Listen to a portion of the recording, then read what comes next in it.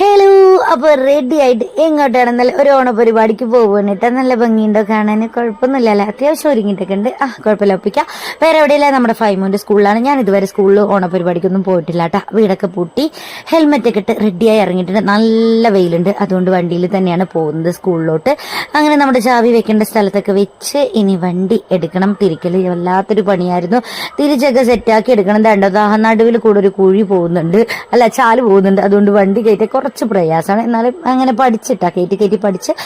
അപ്പോ ഫൈമോ ഒരുപാട് പറഞ്ഞു, എല്ലാ അമ്മമാരും വരും, ഉമ്മയും വരണം പറഞ്ഞു. അങ്ങനെ ഇതാ വണ്ടിയൊക്കെ എടുത്ത് സ്കൂളെത്തുമ്പോഴേക്ക് പരിപാടികളൊക്കെ തുടങ്ങിയിട്ടുണ്ടായിരുന്നു. സുന്ദരിക്ക് പൊട്ടിത്തൊടല്, ബലൂണ് പൊട്ടിക്കല്, അങ്ങനെ കുറെ പരിപാടി ഉണ്ടായിരുന്നു കേട്ടോ. ഒരുപാട് അമ്മമാരൊക്കെ വന്നിട്ടുണ്ടായിരുന്നു. ഫൈമോ ഒരുപാട് പറഞ്ഞു എല്ലാവരും വരും, ഉമ്മയും വരും. അപ്പൊ എനിക്ക് സങ്കടം തോന്നി. അങ്ങനെ ഞാൻ കഴിഞ്ഞ പ്രാവശ്യം എനിക്ക് വരാൻ പറ്റിയില്ല കേട്ടാ.